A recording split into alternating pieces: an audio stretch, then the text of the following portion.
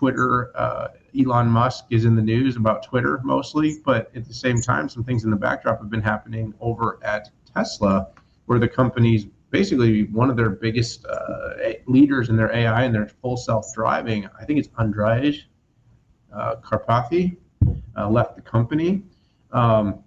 Basically, he's out. He was a direct report to Musk. He spent about 5 years leading the company's autopilot efforts, and he's out. He's not there anymore. And so, again, while everybody's paying attention and watching the war being fought between Musk and Twitter, which, by the way, I think is going to die a fiery death, I don't see any way that ends well, because I don't know what's going to happen when the data gets revealed. It's funny, Pat, by the way, I know this is a sidebar from the topic, but when I hear all the pundits talk about what the legal case is, I'm like, if this thing turns out that it is like 40% bots, is there a case to be made? And if Twitter has to reveal that, don't they just implode? I mean, aren't they absolutely just outing themselves? I mean, on the other hand, if they only are really 5% bots and they're right, then they should just reveal that data. And then this thing's like over. I mean, sorry, sidebar, right? But anyway, so, I think, the kind of interesting thing here is that, Tesla sort of gets a great rap for being sort of at the cutting edge and the front edge of ADAS, of EV, of connected vehicle. At the same time, Pat, some data came out that were talking about, the Tesla's report accounted for like something like 70% of the crashes involving advanced driver assistance. So, we're kind of on this line. So, I don't think the news itself is of this person leaving, but it's kind of like what's going on at Tesla. So maybe what I'll throw back to you is, Musk is now 2-3 years behind on truly having a full self-driving system that people can truly use as self-driving.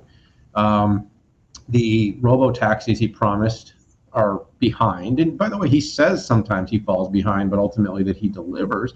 But at the same time, you got people leaving. He left California. You've got supposed layoffs and cuts at Tesla.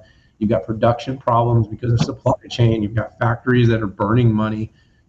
Tesla's been a darling of Wall Street, and Musk has been a polarizing yet eccentric and exciting character.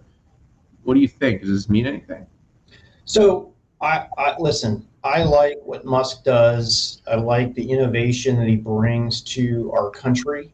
He's a South African immigrant, which makes it kind of even a better story. But listen, he is this generation's Howard Hughes, who was very, if watched the History Channel or read some books. I mean, Howard Hughes was very, very eccentric, but he brought some of the biggest innovations to us. I mean, Thomas Jefferson was very eccentric. Thomas Edison, and this guy is a super eccentric guy. So in 2016, Musk said that he would do a coast-to-coast test drive of a fully self-driving Tesla by late 2017.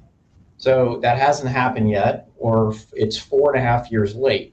Here's what I think is going on. I believe that the company underscoped the problem, okay? Now, I also have to say that this problem is a very difficult problem.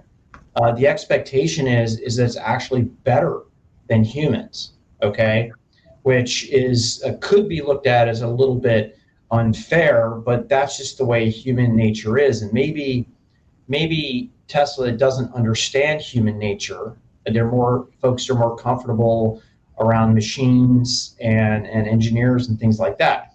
So with that said, those high expectations, I believe that the silicon is underpowered for those expectations. I do believe, that they thought they had to get away from NVIDIA to have a higher performance chip, but they also had to rewrite their complete stack. So something is going on here. Either their silicon is underpowered or there's something going on with the software. I think combined with that, I think they made a mistake doing camera only for self-driving, right? They don't use radar, they don't use LiDAR. And I actually think that's dangerous, Daniel, by not using LiDAR or radar. I mean, how do you see through snow? How do you see at night?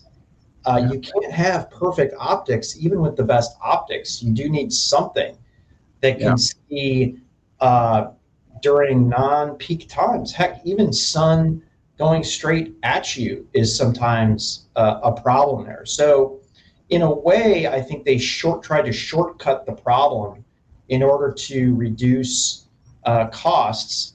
And I want this thing to be successful, Daniel, but I just think that they bit off a little bit more than they could chew here. In about an hour, I'm going to have a chat with Austin Russell, CEO of Luminar. Actually, going to get him on video. So I'm going to ask him about this, Pat. So we'll have to send him over and clip him down to see what he has to say about this. But I think you and I have been out on that track enough times now to see the difference that camera only and then camera plus radar plus LiDAR actually delivers. And what also should blow everybody's mind out there is that anybody's trying to shortcut safety.